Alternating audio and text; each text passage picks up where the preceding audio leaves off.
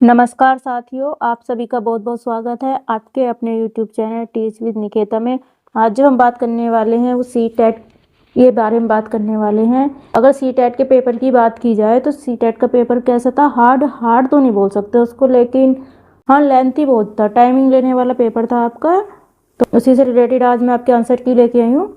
7 फरवरी को जो आपका एग्ज़ाम हुआ था सी टेट का पेपर फर्स्ट का, उसकी आंसर की आज मैं लेके आई हूँ। सब्जेक्ट है आपका एनवायरनमेंट का, ईवीएस की आंसर की मैं आपके लिए लेके आई हूँ।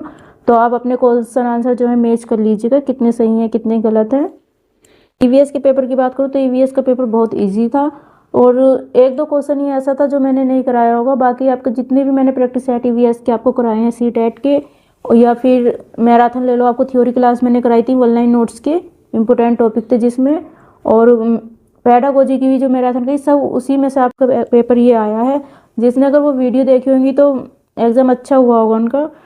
तो आप अपने आंसर चेक कीजिए और मुझे कमेंट्स में कमेंट करके बताइएगा कि आपका कितना स्कोर रहा है ईवीएस में। तो चलिए स्टार्ट करते हैं अपने आंसर की। तो इसमें सबसे पहला क्वेश्चन देखते हैं। ये आपका जो पेपर है 7 फरवरी का है। तो इसमें सबसे पहला हाथियों के बारे में दिया हुआ इम्पोर्टेंट टॉपिक है, और हूबहू यही वाला क्वेश्चन मैंने आपको प्रैक्टिस सेट में कराया हुआ है। सेम यही क्वेश्चन है, आप चेक कर सकते हो जाके, प्रैक्टिस सेट में कराया है जानवर वाले में। तो इस हाथी से रिलेटेड क्या क्वेश्चन है उसमें कि हाथी के बारे में नीचे दिए गए कथनों पर विचार कीजिए कि हाथी झुंड में रहते हैं। हाथियों के एक झुंड में 20 से 25 हथिनियों के और उनके बच्चे होते हैं। नर हाथी झुंड में 9 से 10 की आयु तक ही रहते हैं और सबसे अधिक आयु की हथिनी जो है वो झुंड के सभी फैसले लेती है। तो अगर इसके डिटेल में हम नहीं जाने वाले, डायरेक्ट आंसर बताएंगे, तो इसका जो आंसर हो जाएगा वो हो जाएगा ऑप्शन नंबर फर्स्ट ए और डी, यानी कि आपका ए और डी कथन सही है। नेक्स्ट क्वेश्चन की बात करते हैं।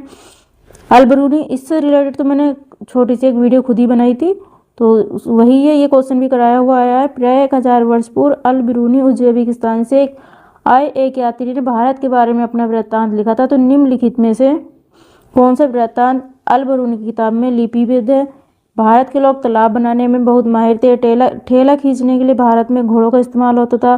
बावड़ियों में उतरने और चढ़ने की सीढ़ियाँ लगती हैं। झील और जोड़ पानी को इकट्ठा करने के लिए बनाए गए थे। तो इसका जो करेक्ट आंसर है वो आपका ऑप्शन नंबर सेकंड है। तो ए और सी सेम यही क्वेश्चन मैंने आपको कराया था। जंगल अधिकार अधिनियम, ये मैंने जो मैराथन ली थी ऑनलाइन नोट्स की, ये उससे आया हुआ है कि जंगल अधिकार कानून 2007 के अनुसार कम से कम डैश तक जंगल में रहने वाले वहाँ के लोगों को जंगल तथा वहाँ पैदा होने वाले चीज़ों पर हक मिलता है। तो इसका जो करेक्ट आंसर हो जाए कितने साल तक रहने वालों को, 25 वर्ष तक। नेक्स्ट क्वेश्चन की बात करते हैं। नेक्स्ट क्वेश्चन है कि अभिकथन ए तथा आर को ध्यान से पढ़िए। ए है पशुओं को पालतू बनाने की प्रक्रिया दुनिया के बहुत से भागों में धीरे धीरे चलती रही है।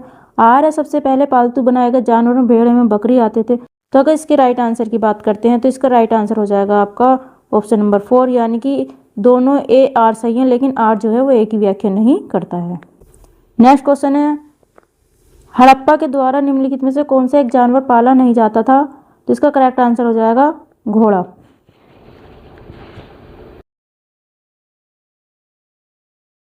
तो एक ये क्वेश्चन आपका बाहर से है, ये मतलब सी टेट का जो पैटर्न है ये उससे रिलेटेड क्वेश्चन नहीं है। इस बार सी टेट ने थोड़ा सा अपना पैटर्न भी चेंज किया है ना, कुछ क्वेश्चन में किया है उसने। नेक्स्ट क्वेश्चन है भारतीय संघ यूनियन में गत 25 वर्षों में से निम्न में से कौन से राज्य केंद्र शासित प्रदेश बनाए गए थे? तो इसका जो करेक्ट आंसर हो जाएगा वो हो जाएगा आपका ऑप्शन नंबर 4। नेक्स्ट क्वेश्चन की बात करते हैं। अपने मशहूर ओलंपिक खिलाड़ी कर्णम मल्लेश्वरी का नाम जरूर सुना होगा। अंतर्राष्ट्रीय मुकाबलों में कौन सा खेल खेलती थी? तो जाहिर सी बात है वेट लिफ्टिंग, इससे रिलेटेड मैंने अलग से कर्णम मल्लेश्वरी जी से रिलेटेड भी वीडियो बनाई थी। ये वाला क्वेश्चन उसी से आया है, मैंने कराया था ये आपको।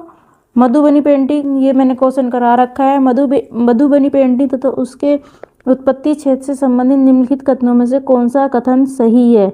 तो इसका जो करेक्ट आंसर हो जाएगा ऑप्शन नंबर सेकंड, कि इस पेंटिंग की उत्पत्ति कहाँ हुई थी? बिहार के मिथिला क्षेत्र में हुई थी, और पिसे हुए चावल के घोल में रंग मिलाकर इसका यूज किया जाता है। नेक्स्ट क्वेश्चन है कि अभिकथन ए कहता है कि घरों की सतह जमीन की गोबर और मिट्टी के घोल से लिपी जाती थी, और आर कहता है गोबर घर के अंदर तापमान को नियंत्रित करता है तथा कीड़ों को दूर करता है। तो ए आर दोनों सही है और आर जो है ए की सही व्याख्या करता है। तो इसका करेक्ट आंसर हो जाएगा आपका ऑप्शन नंबर 3। सब कराया हुआ आया, कोई ऐसा क्वेश्चन एक दो क्वेश्चन है जो नहीं कराया मैंने। मध्य प्रदेश की राजधानी भोपाल और महाराष्ट्र की राजधानी मुंबई के बीच दूरी लगभग 756 किलोमीटर है। यदि कोई ट्रेन इस दूरी को तय करने में 14 घंटे का समय लेती है तो इस ट्रेन की प्रति सेकंड में कितनी होगी। किलोमीटर और घंटे में दे रखा, आंसर हमें मीटर पर सेकंड में बताना है। तो इसका जो करेक्ट आंसर आएगा, जब आप सोल्व करोगे तो इसका हो जाएगा 15 मीटर पर सेकेंड। नेक्स्ट क्वेश्चन की बात करते हैं। घरों के निम्नलिखित विशेषताओं के बारे में दिया हुआ है। लेह और लद्दाख की हमें बतानी है घर की विशेषता। सो लकड़ी की समतल छतें होती हैं। निचली मंजिल में कोई खिड़की नहीं होती है। मंजिल जानवरों आवश्यक सामान रखने के लिए बनाई जाती है। ढालू क्षेत्र में जमीन के ऊपर उठे पत्थरों के खंभे होते हैं, ये गलत है। पत्थर, गारा और चूने से बनी मोटी दीवार होती है, ये आपका सही है, कराया हुआ क्वेश्चन है, option number second correct answer है। निम्नलिखित में से वह चुनिए जो जहाँ तोरांकार जंगल होता है, तो कहाँ होता है, झारखंड में। झारखंड की एक भाषा तोरांग, वो तोरांकार जंगल होता है। इसका करेक्ट आंसर हो जाएगा ऑप्शन नंबर 4।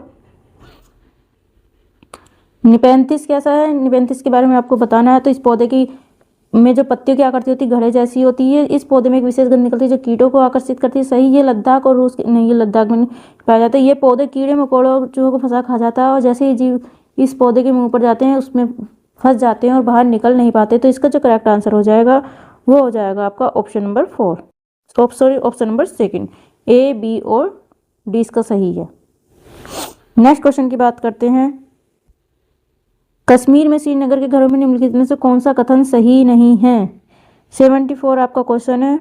तो इसका जो करेक्ट आंसर हो जाएगा सेकंड हो जाएगा कि श्रीनगर में बहुत से सारे पर्यटक डोंगा में रहते हैं जो पहाड़ी क्षेत्रों में पाए जाते हैं, गलत है। नेक्स्ट क्वेश्चन की बात करते हैं। मधुमक्खियों के बारे में बताना है कि प्रत्येक छत्ते में केवल एक रानी मक्खी होती है जो अंडे देती है, सही बात है। छत्ते में कुछ नर मक्खी होते हैं जो छत्ते का निर्माण करते हैं, ये गलत है। छत्ते में नर मक्खियों की तुलना में मादा मक्खियों की संख्या अधिक होती है और ये मादा मक्खियाँ जो है श्रमिक मक्खियाँ होती हैं जो दिन भर काम करती हैं और बच्चों की देखभाल भी करती है, सही है। श्रमिक मक्खियाँ फूलों के चारे और शहद के लिए रस की खोज करती हैं। रस वाले फूलों को खोजने पर विशेष प्रकार इकट्ठा करती हैं जिससे द्वारा अन्य मक्खियों को रस एकत्र करने जुड़ जाती है। तो इसका जो करेक्ट आंसर हो जाएगा ए, सी और डी, यानी कि ऑप्शन नंबर फर्स्ट इसका करेक्ट आंसर। निम्नलिखित में से कौन सा तत्व पर्यावरण अध्ययन की प्रकृति की सर्वश्रेष्ठ व्याख्या करता है। तो इसका जो करेक्ट आंसर हो जाएगा वो हो जाएगा आपका कौन सा है, 79 है ना। तो इसका जो आंसर हो जाएगा वो हो जाएगा ए और सी, यानी कि ऑप्शन नंबर 3 सही है इसका आंसर, ए और सी। निम्नलिखित में से कौन सा तत्व पर्यावरण अध्ययन की प्रकृति की सर्वश्रेष्ठ व्याख्या करते हैं। स्थापित तथ्य और वैज्ञानिक और अवलोकन। नेक्स्ट क्वेश्चन की बात करते हैं। 80 नंबर क्वेश्चन है, एनसीएफ से रिलेटेड आया है। एनसीएफ 2005 जानकारी को रटा देने को हतोत्साहित करने की सिफारिश करती है। एनसीएफ प्रत्येक विषय को तीक्ष्ण घेरे में बनाए रखने के प्रयास को हतोत्साहित करने की सिफारिश करती है। तो इसका जो करेक्ट आंसर हो जाएगा वो हो जाएगा आपका ऑप्शन नंबर 3 कि ये ए और बी दोनों कथन सही हैं। नेक्स्ट क्वेश्चन की बात करते हैं। चीनू यह जानना चाहता है कि दिन और रात कैसे होती है। तो चीनू को यह समझाने के लिए निम्नलिखित में से कौन सी विधि सर्वाधिक उपयुक्त होगी। पावर पॉइंट प्रस्तुतिकरण, कहानी द्वारा चित्र के साथ व्याख्या करने से, या फिर क्रियाशील मॉडल से। तो इसका जो करेक्ट आंसर हो जाएगा वो हो जाएगा वर्किंग मॉडल, यानी कि क्रियाशील मॉडल से, ऑप्शन नंबर 4। नेक्स्ट क्वेश्चन है। निम्नलिखित में कथन ए और बी को ध्यान से पढ़िए। पर्यावरण अध्ययन के अधिगम में कक्षा के बहुसांस्कृतिक स्वरूप का आदर करना चुनौतीपूर्ण है। पर्यावरण अध्ययन के अधिगम में प्रत्येक विद्यार्थी को महसूस होना चाहिए कि उसके समाज, संस्कृति और रहन सहन महत्वपूर्ण है। तो इसका करेक्ट आंसर क्या होगा, इसका करेक्ट आंसर हो जाएगा ऑप्शन नंबर 3 ए और दोनों सही हैं। नेक्स्ट है कि 83 कि पर्यावरण अध्ययन के शिक्षक अपनी कक्षा में चर्चा का उपयोग करते हैं क्योंकि चर्चा बच्चों को सामाजिक अंतःक्रिया का विकास करती है। चर्चा वास्तविक और सार्थकपूर्ण अधिगम में मदद करती है। ज्ञान का सार्थक निर्माण तब होता है जब विचारों को साझा किया जाता है। चर्चा संवेगात्मक रूप से संतुलित बच्चों के लिए उपयुक्त है। तो इसका जो करेक्ट आंसर हो जाएगा वो हो जाएगा ए, बी, सी कथन सही, यानी कि ऑप्शन नंबर 4। नेक्स्ट क्वेश्चन की बात करते हैं 84 की। एक पर्यावरण अध्ययन का शिक्षक अपनी कक्षा 3 के बच्चों को विद्यालय के बगीचे में जाने को कहता है और उनसे विभिन्न प्रकार की पत्तियों को इकट्ठा करने को कहता है। निम्नलिखित में से किस प्रक्रिया कौशल को शिक्षक बच्चों में विकसित करना चाहता है। तो इसका जो करेक्ट आंसर हो जाएगा ऑप्शन नंबर 3 अवलोकन और वर्गीकरण को विकसित करना चाहता है। आकलन किसमें होता है, सहपाठी आकलन जो होता है वो होते हैं आपकी आकलन की एक तकनीक होती है, ठीक। बी की बात करें, रूब्रिक आधारित रेटिंग स्केल क्या है? ये आकलन का उपकरण है। सीखने के रूप में मूल्यांकन क्या है? ये स्वयं सीखना है। और कागज पेंसिल परीक्षण क्या होता है? योगात्मक आकलन होता है। तो इस हिसाब से आपका आंसर हो जाएगा ऑप्शन नंबर फर्स्ट। चलते हैं नेक्स्ट क्वेश्चन पे। पर्यावरण अध्ययन सीखने के बारे में निम्नलिखित में से कौन से कथन सही है? बच्चे सीखने के लिए स्वाभाविक रूप से जिज्ञासु होते हैं। बच्चे सीखने में निष्क्रिय प्राप्त करते होते हैं, गलत है।